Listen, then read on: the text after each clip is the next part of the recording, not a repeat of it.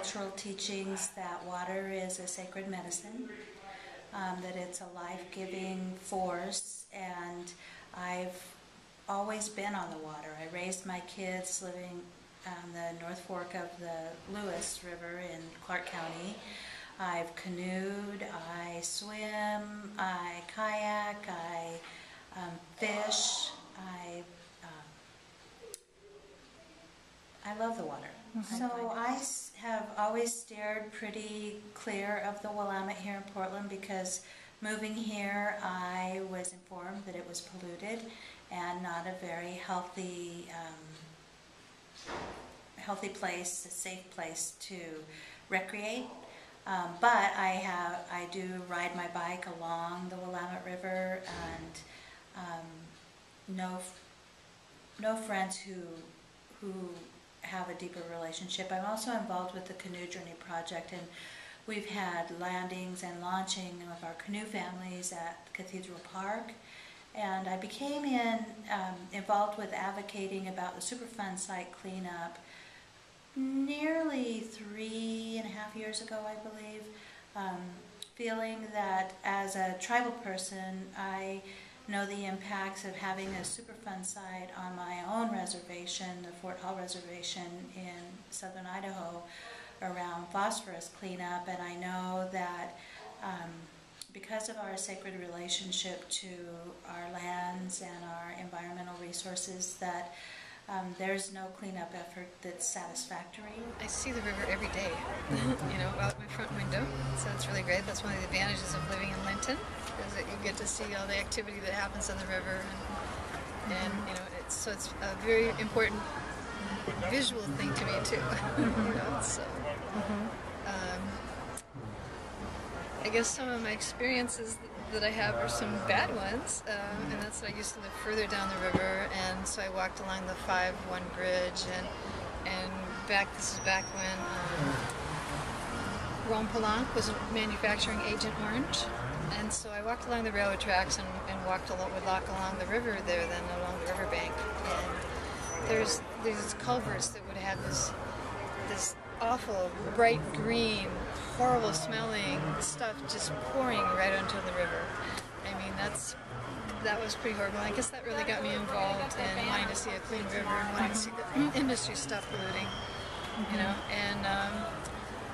and they were also a really bad polluter for airshed too. But good experiences is Linton has a wonderful beach, and it's really great to try. Where you can access it, it's hard. You have to illegally access it, but it's a great sandy beach, and a really fun experience to go down there too. Did you swim in the river back in the day? I have swum in the river on Savi's Island, so done a little sailboarding on there, but that's the only place I really swam in the river. Long before I knew how really bad it was. Well, I first got acquainted with the Willamette River in 1944. I was a newly minted ensign in the United States Naval Reserve, and went from that appointment to Solomons, Maryland, where we formed a crew for a landing craft support being built in Portland. There were 81 of these little vessels built in Portland, and I ended up on number 58. These small vessels did not have names. But we assembled the whole crew in Solomons, Maryland, got on a train and came out to Portland. The crew went to the naval barracks. The officers were bivouacked in private homes, which was very nice for the officers. And the crew was very happy in Portland. They really thought it was a wonderful town, and they still, the ones that are still alive, rave about Portland still today. How many ships were made here in the Portland Harbor? 81. Wow, yeah, you just said that. 81. Pardon me, 83. 83, my goodness. 52 by Commercial Ironworks and 31 by Albina Engine and Machine Works. So this was a shipbuilding hub during the war. Well, it absolutely was. Most people recognized as building troop ships and Liberty ships and Victory ships and things like that. But these little ships were very important. And You were built on the Willamette River, not on the Columbia River. Sometimes on Saturdays or after school, we would actually come down here and get on the log rafts and fish for catfish, trout, crappie, perch. We usually always caught our entire limit and took it all. Everything we caught, we took home and we ate. I mean, we would dive off of the bridges and we would dive off the containers. To go swimming. Jump off the St. John's Bridge and go swimming.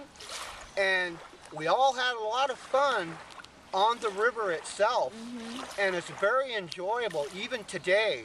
I mean, look at this site down here. You know, it may have its problems, but it's beautiful within itself. Just like the Willamette River underneath the St. John's Bridge. You know. Well, I've always always loved the river. I'm a water nut and boat nut. I don't know. I mean, I could talk a little bit about what the changes I've seen. It used to be the river was. There was logs all up and down, all the rivers all around here, log rafts, and you could just tie up to them and fish and hang out, swim. They're a little dangerous, but they're really nice too. One time we were down on Multnomah Channel, and the carburetor on my boat, I had a 20-foot fiberglass boat with a V6 engine on it, went like greased lightning. And but the carburetor was getting all messed up and it wasn't running right. And there was a mechanic with us, and so we tied up to a log raft and took the carburetor apart to fix it. And while we were getting ready to put it back together, and here comes a tugboat with a big log raft behind, towing it down the channel. And then he cut it loose and went upstream, and we became aware that he was going to move that huge log raft into the log raft that we were tied up to. So we really had to hurry to get the carburetor, and we did. We got it together and got the hell out of there. But we didn't have a whole lot of time to spare. But anyhow, there was a lot of log rafts. There were people catching a commercial crawdad fishery. I think Jake's was based on the crawdad fishery around here. What year was this, approximately? Early 70s, maybe 73, 72, something like that. I don't know what the pollution was that those crawdads were living in, but I saw there was a guy fishing them in Multnomah Channel. He had traps all around there. He actually had a line. They were all on a rope, and he had pulleys on his boat, and he'd pick up the rope and run down the line on the pulleys and take the traps off and put them back on and just run down that line. It was kind of a trip. He didn't want us going around him though. He didn't want us robbing his traps. Do you think people should be recreating down there today as you were in the 70s? Fishing and swimming and falling out of boats? And the city is encouraging people to swim in the river. And I have some friends. I have a friend, I haven't seen her in a long time, but she used to go there swim every day. Right down here under the bridge, and she'd swim. I think she'd swim across the river. She was a distance swimmer, or maybe up to the railroad bridge. She swam a long ways. I kind of don't. I mean, it's okay. It's got toxins, but they're mainly on the bottom, and I think they pretty much stay there except in times when there's heavy floods, or if the water's low and a ship is churning. A ship propeller is churning up current.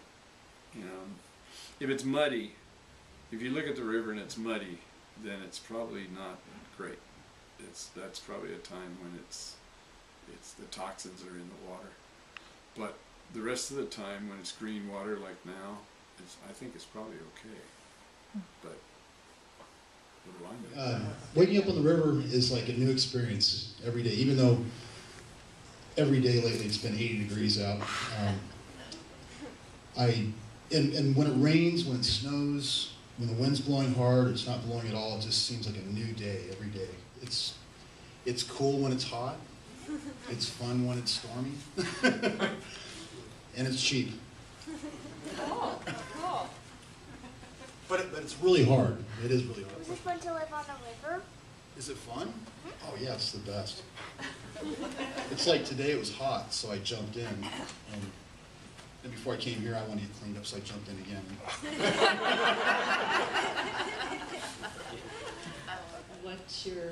What is the most impressive wildlife you see?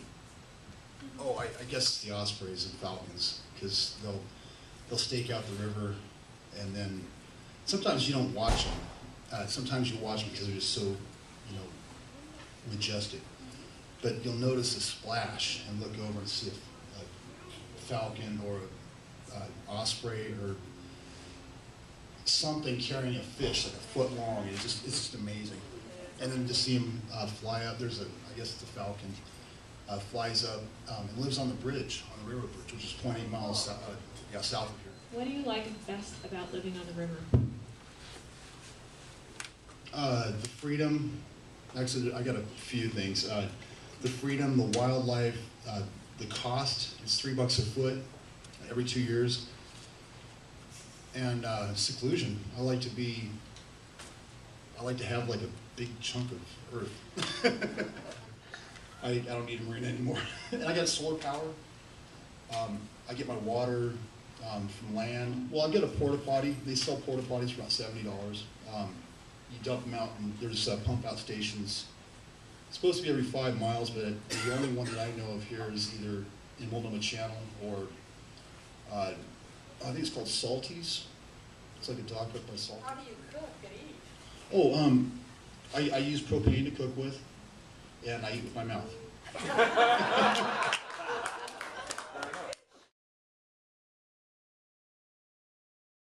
We're in the middle of a city, and so any wildlife that's thriving there, it's pretty exciting to me. I'm worried when if they do what they call it confined disposal facility, put it in the inlet in the river. I'm worried that sometimes eagles fly over there. Gosh, I'm blanking on what are those birds that are good hunters in rivers? Blue herons, osprey. Osprey, that's what I'm thinking of, because I've seen them, seen herons, and I want them to have an environment that isn't deadly to them. So I worry about that with the rivers too, and I really do think sturgeons are a magnificent animal. They're almost prehistoric, and yet they're still living. I want to make sure they still keep living, and I know that the sturgeon like to overwinter in that inlet, I guess because it's warmer. They probably do that at the Swan Island Inlet too, but I don't have any knowledge of that, but I do of T4. So I just don't want them to poison all those sturgeon and all those other aquatic animals living there. I think that's a horrible idea. But I've often seen the Army Corps of Engineers or even EPA and Port of Portland make decisions that seem insane to me. So I'm hoping to stop that one. And how do you see the river changing? And, what will it be like in 10, 20 years from now? What's your vision? Well, it's hard for me to imagine what it would be like because I'm really have a lot of reservations about the people who are in control of what they're going to do to it, what they're going to do. It would be lovely if that really toxic stuff at the bottom that is making those fish toxic is cleaned up and the river gets healthier. But I don't have confidence in what's going to happen. I know what I'd like. I'd like a cleaner, healthier river, but I'm not counting on it. What would you like to see? What's your vision of the river in the future, for the future? Well, I like that it's an industrial river. I like that there's a lot of commercial activity on it, and it makes sense. Water is a low carbon footprint way to move things around, and we get salt and oil and a lot of stuff comes, the red sweet, a lot of that stuff is moved on the river, and I think that's it should be, but it shouldn't be any pollution. They should, you know, these industries that are polluting should can it and actually recycle it and make use out of it. Is really what should be done with industrial waste, and industrial products should be reused. They should be designed to be reused so that we're not having to dig more holes in the ground. When you say you dock at Willamette Cove, are you right there at Willamette Cove? Yeah, I'm right in the cove. And I'm You're actually I'm right not dogged. in the cove? Do you have any concerns, do you ever walk out on the sand or anything? Yeah. Do you have any concerns about the contaminants in the sand? Well, the way it's been explained to me is that since the river's flowing all the time, the stuff that's not heavy enough to lighten the sand, to embed in the sand, is flowing all the way out to the ocean, or it's gone farther downstream. And I swim in the water. I live for today, really, and it's probably irresponsible because of getting cancer or something later on. But our group has had a lecture from the Oregon Health Authority that talks about the lead in the sand. yeah. And we just have concerns. I appreciate that. There's also a lot of lead in the air from cars and trucks. But no, I appreciate it. We all need to participate with our particular wisdom and our ideas about how that river can be cleaned up. And I wonder what your thoughts there's lots might of ways be. to clean up the river, and part of it is to just cover up stuff. Yeah. And that is one factor that is being studied for certain situations. Instead of trying to dig up everything and put it someplace else to contaminate another area, leave it where it is and put a lid on it Right. of clean stuff. Right. Yeah, that's certainly Clean. one of the... Well, if you're dredging, you call them spoils. That's what you dredge up. So what you dredged up is called spoils. And you can put the clean spoils to cover the bad areas. That's one approach. Yeah, they call it capping, I think. Capping? You know, that's capping is one Yeah, term that is used. Yeah, I think that is, cap and dredge is pretty much what I think they do. Or nothing, that's the other thing they do, is they just leave it for a lot natural. of these things aren't as dangerous as the superfund Right. makes them out. I mean, because time has been on our side. But there are certain, what we're really worried about is the food chain. Yeah. The mercury and stuff like that getting into fish and getting into bigger fish, and then you eat the fish, and then you got mercury in you and that kind of stuff. So that's what we're trying to reduce. That's the hazard we're trying to reduce. Right, yes. Well, Plain old oil isn't as bad as mercury as far as human life is concerned. I really want to see, the river cleaned up. I want to see a good job. I want to see it clean, not covered up, not, left for modern natural recovery, which is do nothing. I really want to see a clean river for not only for us, but future generations. And things like putting it into a toxic waste dump is not clean. It's just putting off a very expensive way of putting off having to clean it up in the future, and it may have actually recontaminate the river. So when colonization came into our homelands and changed the way that we have done business without having any invitation or input from Native communities on many of the practices that have caused these Superfund sites around our nation, it's very harmful to us as a people, and the mitigation process is not adequate from a tribal perspective, and so it's the way we walk our lives. And the protocol around Canoe Journey very much focuses on our waters as a natural resource and the sacred of those waters, and there's a lot of prayer and ceremony and protocol that not only respect and honor the water as a relative, but thinking about how we maximize that resource for our seventh generation. And so life is lived around the sacredness of that water, and I believe as a Native American person that there is value in viewing that resource from that perspective, and that as we continue to build capacity here in Portland as an urban canoe journey population that will be able to instill those values to future generations, and perhaps they'll think more conscientiously or considerately about how we impact not only our water resources, but all of our environmental resources. I think that's a potential. And are you including all cultures within, I mean, can we all learn the native relationship to the water? Can we all learn that? Is that something you can teach the culture at large?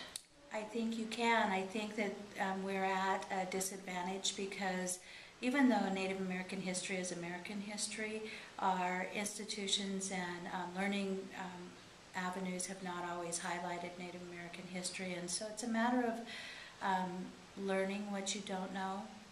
You don't know about Native culture unless you're exposed to it and you're taught the importance of this relational worldview in interrelating with our environment as a relative. But once you do, I think it's appealing. I think that global transformation will be based in indigenous perspectives, and so there's hope and opportunity.